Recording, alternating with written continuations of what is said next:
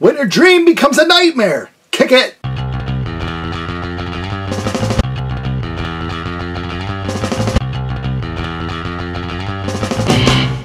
Alright, thanks for clicking on this video. We've got a lot to pick from, so I always appreciate when you click on one of my videos. Be sure to subscribe before I know that. Before we get to the nightmarish day of being trapped in a record store, we're going to get some of my recent picks and try to make this video pretty quick. I just got this from Amazon, the Vinyl Buddy Cleaning Kit. I know a lot of you vinyl heads have like these expensive little machines and wash them and all that. I've never, growing up listening to vinyl, I just like took my shirt and wiped it down. So I don't know. And I got a new stylus for my turntable. I only have the Audio Technica, what is it, like the LP60 or something, so I know it's just a one, you know. It's not like a suitcase one, it's not a Crosby one, it's not like a bad one, but it's not a great one either, but it is what it is. I can't afford a lot of good stuff, but new stylus come in, can't wait to change that. Let's see, is that it? All the other stuff are oh, I went to Blue Village Vinyl. This was a record store in suburban Chicago area, like 20 minutes outside the city. There is a list. I have a list of all these record stores I want to go to, from like Mount Prospect to Naperville and all areas in between, because I kind of go to the same stores all the time, and I know there's others out there. So I do eventually, I'll shoot a video of me hitting, I don't know, like these 6 or so other stores that I want to get. A lot of people are like, hey, screw you, 6 or other stores. So I know some of you live in far out areas of this world, or like in towns that just don't have, and you don't have any. And you got to order from Amazon or a Walmart or eBay. Don't forget that a lot of independent record stores have online versions of their store, so always look there first. But yeah, so I'm spoiled in the Chicago area. We have tons of ones in the city proper and tons of record stores outside. And just stopped in and say hi to a friend and picked up a few things. Got this VHS. This is probably on MTV, Sunday Bloody Sunday, the live version from U2 was probably one of the first videos I just saw over and over and over and over and over. This came out in '83. They performed at Red Rock, a venue I've always wanted to see a show at and haven't. And it's just a early U2 show. And it's on VHS. I do have a way to, if it's does not have the coding on it that stops you, I do have a way to transfer VHS to DVD. But the main reason there, I picked up, he got some new albums in from the rock and punk and heavy metal world, and I picked this up from Power Mad. I believe they're from Minnesota, like America thrash band. I wouldn't say like thrash, they're like kind of thrashish, but like more poppy thrash, if that makes sense. And they had a video on MTV for Nice Dreams, which was the third track on this album. Like I said, it came out in '89, and I just always liked that song, and it's hard to find the album.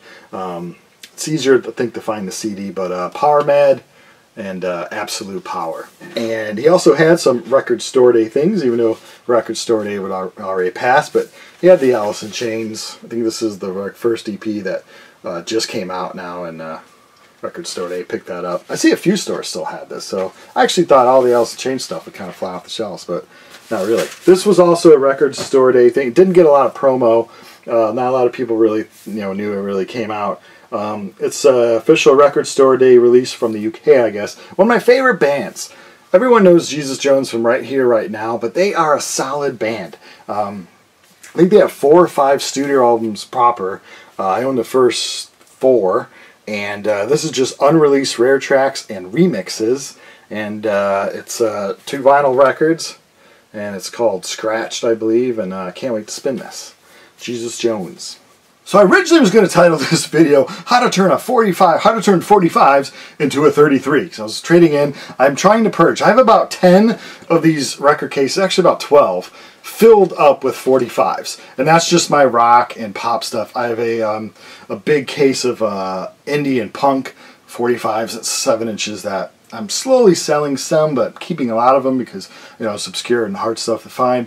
But so just like pop and a lot of 80s things, I found them cheap for years and years and years. You would find like some people would sell 45s for like a quarter, and now there's a big vinyl explosion.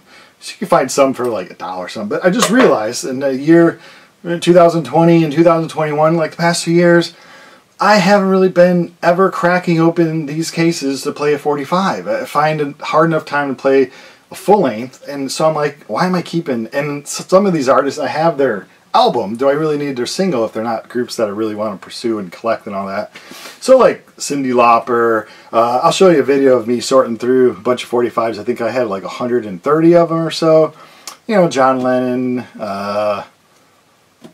all kinds of good rock and roll 80s, a lot of hits. And I realized I wasn't really going to play those, so I was going to bring them into a store to sell. And one of the favorite places I like to sell back things is called Reckless Records in Chicago. They have 3 locations. If you're ever coming into the city for whatever reasons, business, travel, tours, whatever, and you want to hit up a record store, look up Reckless Records. We have a lot of great stores, but they have 3 locations, and I always like to sell my stuff back to them because you get a good amount considering what some stores offer you. So I went to Reckless, and I brought in, like I said, about 130 or so 45s. I looked them up on Discogs, and some were worth anywhere from like $1.20 to like $6. You know, they were just not. If anything was worth 10 or more, I pulled them aside. I had like 4. I think that was worth more than that. And I'm throwing them up on eBay because I'm trying to consolidate this collection, but it's hard. My idea is I have like 12 of these cases. I only want 10, so I want to sell as much that can fit into 10 of these cases, and I think I can actually sold enough that I think I can just fit into 8 of these cases, which would be great. So the thing is I forgot. I thought, okay, he'll just offer me like a quarter each. He'll just count how many of them are and offer me a quarter each. That did not happen. He was like, what's the character? Dwight from The Office. It was just like very like methodic. All right, here. All right, here. We got this. What's this one? Okay, that's that. Let me look on the computer. Okay, that condition, that. And I know they do that conditioning and all that stuff if you sell back like a record. I just think for 45s it would be that methodic. Is that a word?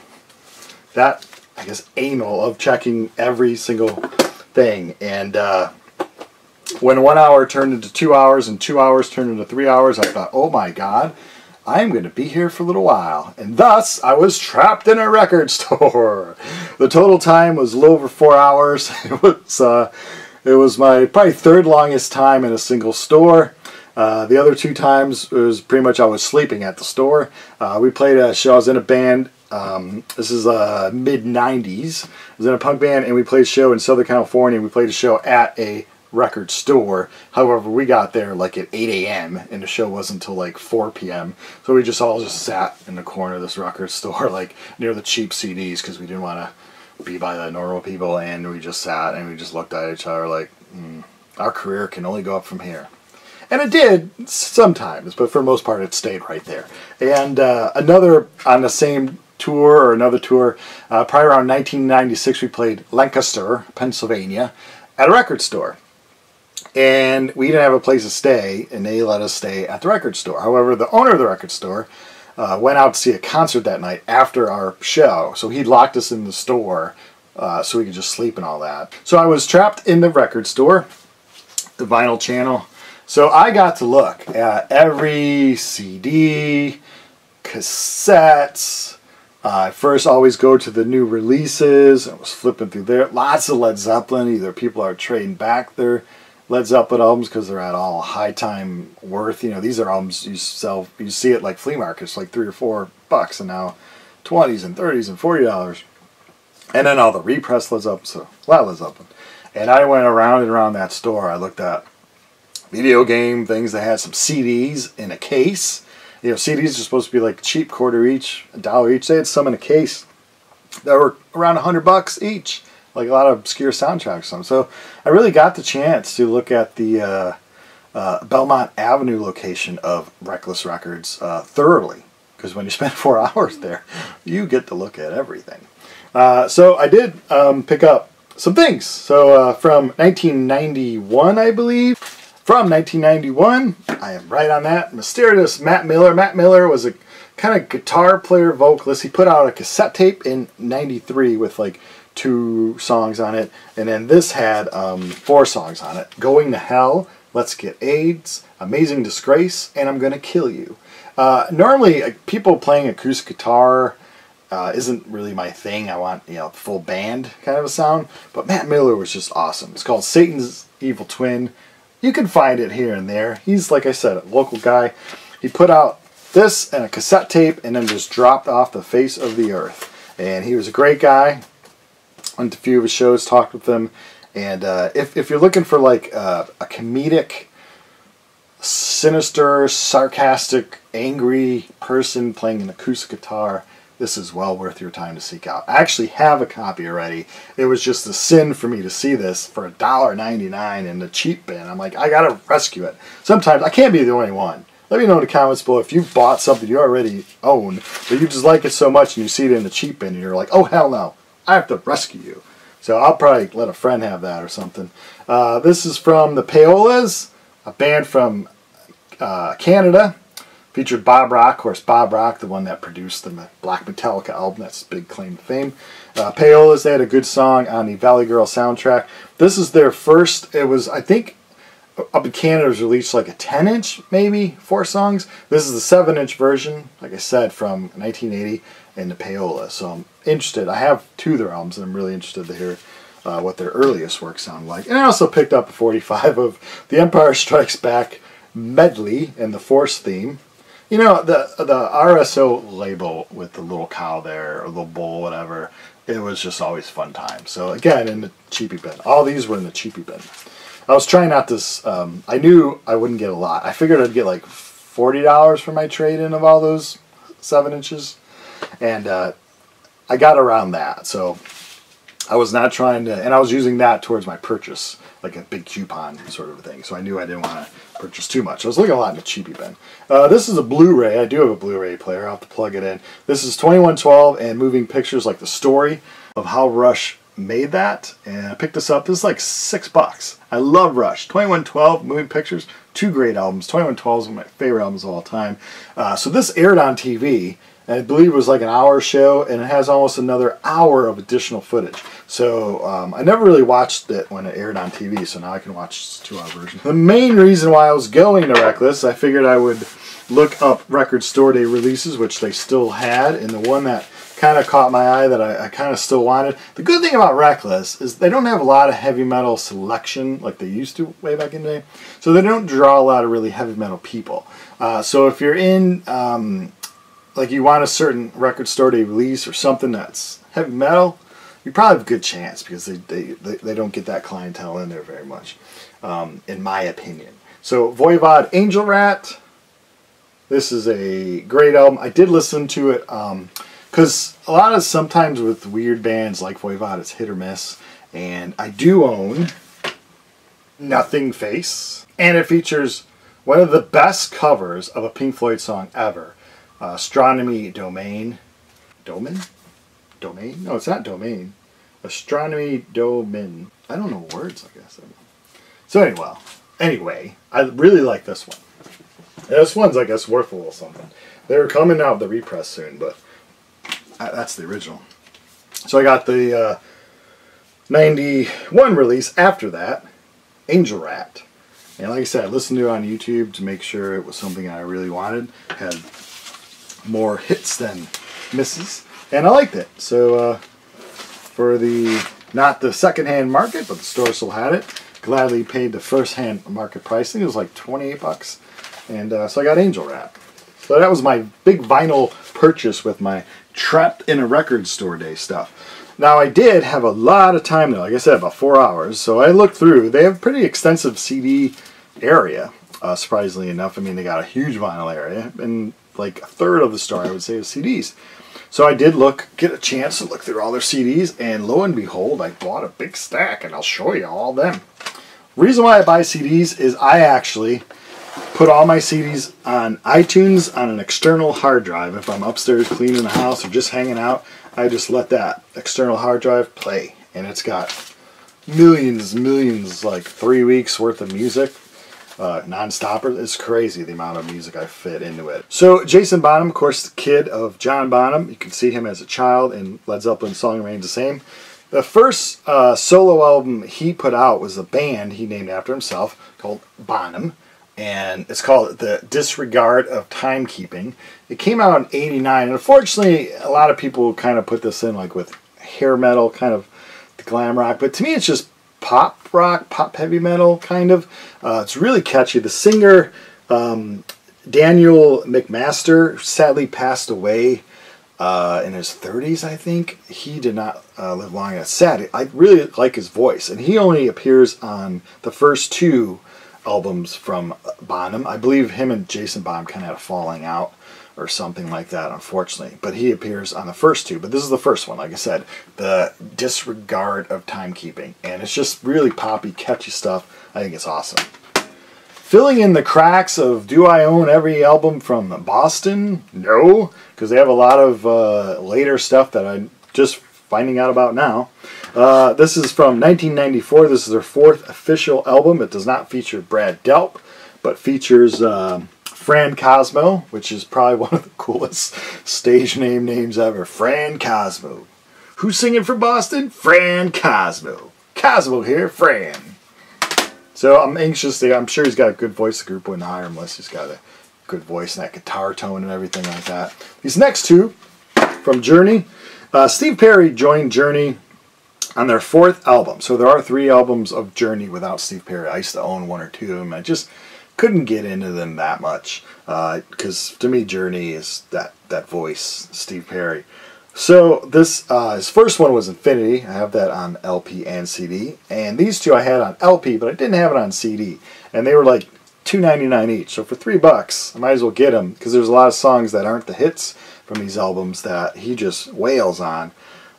Someday Soon, Walk Like a Lady, Good Morning Girl. There's like the popular songs from these CDs, and even the unpopular songs are just as good. So this is the 5th and the 6th album, Evolution and Departure from Journey. And that's some great stuff. I know, people are like, Journey. No, I like Journey, and I did a video, Top 10 American Bands. They were on it. Although I would change that order all the time and add bands, but whatever. For the video I did it and they were on it. Kiss, also filling in the cracks of the collection. I never had this one. Always heard about it. Carnival of Souls, the final session. This came out in 97, recorded 95 and 96. Last one with Bruce Kulick. It was good stuff. The band was starting to get, set for this, and then of course, the reunion happened with Peter, Chris, and Ace Frehley, so this got kind of pushed to the side. But then they finally did release, like I said, in 97. I went to see Kiss on that reunion tour. That was fun stuff. All that crazy explosions and the makeup. Oh, I could go on for hours. In 1981, Loverboy came out with their 2nd album. Of course, it has Workin' for the Weekend, and that was the big hit, and that's their iconic song. I'm actually going to go see them with Styx and REO Speedwagon in a month. So I will do a show review for that, because obviously all those guys are getting older, and I will say if it's worth it or not. Cracked CD case, but it's still got the nice price. I learned something unique about this cover, if Wikipedia is right, that it is not Mike Reno or anyone from the band wearing those tight red leather pants. It's actually a 13-year-old girl who was the kid of the photographer. She was the only one that could fit into these pants. So then they hired a dude to put his hand there, so it kind of looked like it was him in his pants, but it's actually a young girl in the pants and a dude with his hand. And that's how they made this iconic cover. Interesting. The things you learn. Watch this channel and you will learn stuff that you could learn on your own, but I'll just tell it to you anyway. John Lyden, of course, Johnny Rotten, and John Lyden from Pill. John Lyden actually, oddly enough, only released, and I never heard of it, one solo album called Psychotic Path. Psycho's Path on Virgin. And came out in 1997. Like I said, it's his only solo album. So I picked it up on CD. A lot of things to pick up on CD because the LP version either does not exist, or nowadays, if the LP version is there, it's a lot of money. Ned's Atomic Dustbin, one of my favorite bands. Band that often gets overlooked when you're talking about alternative bands and stuff like that. This is their 3rd and their final official album. They were known for having not one bass player, but 2 bass players. So one would play a normal line, and then another guy would play kind of the higher end of that line. So it's kind of a unique sound. This is, like I said, their 3rd and final album with the early stages of their career. Brain Blood Volume is what it's called. And like I said, the LP version would be just way too much to get, so happy to have that on CD. Also from the UK with their 4th album, Nitzer Ebb. Electronic band. It's called Ebhead. Says it includes Family Man on it. Came out in 1991. Like I said, it's their 4th album, and I'm looking forward to playing that. file under the categories also of filling in the collection for a band that I like to collect, and another band from England, Pink Floyd. This is The Endless River. This, of course, is their last album. So what do they call it? Their 15th and final album. Came out 2014. Features Richard Wright on keyboards. This came out after he sadly passed away, but they do. He had recorded some stuff. A lot of it's instrumental. I believe there's only vocals on the last song. Another performer that I probably wouldn't buy an album from, but if the CD's like 99 cents, sure, I'll grab it. Todd Rundgren. This is called Anthology from 1968 to 1985. This is only disc 2. I guess it was a 2-disc set. This is only disc 2. He's always an artist that I kind of like how he sings and stuff. I like his stuff. I have a few of his albums when he was with Utopia. And when I was a kid, his 8-track was one of the ones that I used to have all the time and would play it. Styx, with their 15th album. This came out in 2005. Big Bang Theory. Of course, Styx being a long-time Chicago band. Long-time big AOR, rock and roll band, arena rock and roll band. 2005. This is all cover songs. So, I Am a Walrus, Can't Find My Way Home, Blue Collar Man is a Styx song, but I guess it has the late great Chicago blues legend Coco Taylor singing on it, so I'm kind of anxious to hear. Speaking of Pink Floyd and Roger Waters, this was his 4th one. I think he had 25 years between the 3rd one and this one. I have all of them on LP. The 3rd one I have on picture disc. I don't know if it ever came out on proper vinyl, but other than the picture disc, that's Amused to Death, I believe it's called. But the other 2 I have on vinyl, and this I have on vinyl, but it didn't include a card where you can download songs. So I want to be able to listen to it on my iTunes and external hard drive. So CD was just a few bucks, so I bought it. Like I said, this is his 4th studio album. Is This the Life We Really Want? And I did really like this one. I would say this is probably my favorite of the 4 of his studio albums. A lot of people, oh, he's too political, he's too liberal, he's too... a lot of rock and roll is liberal. Get over it. And last but not least, this old man is still trying to support young artists. If I hear something and I'm like, hey, that's good, I should kind of get into that. To be honest, I was watching a YouTube video of some band. It was a classic rock band, and I was editing some pictures on a computer, just using a computer for a while. And you know how YouTube, if you just leave it play, it just goes through the wormhole. And somehow I heard this band. I'm like, oh, I really like that. And so I clicked back to seeing the internet, the YouTube, what YouTube was playing. It was a band called Wolf Alice. I guess they're from the UK. Their singer is Ellie Roswell. I guess she's a really great singer. She also does some other projects. And her voice really intrigued me. And it was like a rock band, like pop rock band. This is their 2nd of 3 studio albums. This one came out in 2017. And it is called Visions of a Life. And I think out of the 3 albums, people are always like, this is their best. But I'm anxious to get their 1st and their 3rd. This is, like I said, their 2nd. And look at me checking out new bands. I think they formed after 2010. So I am going to do a video about newer groups I liked. And then I realized a lot of the newer groups I liked formed in the early O's, like 02, 03, 04. So I'm like, I don't know if kids today consider that new. Like when I was a kid, new was like, I don't know, maybe like the last 3 or 4 years would be considered new. So that would leave me like with like 2017, 2018. And I don't know if I really have any, if I like any bands that formed that recent. I don't know. So this is my newest band that I am going to get into that formed recently, I guess. Even though it was like 10, 11, 12 years ago they formed. But Wolf Alice. Alright. Well, this video was probably longer than I wanted it to be. And this is what you get when you're trapped in a record store all day. Thanks for watching.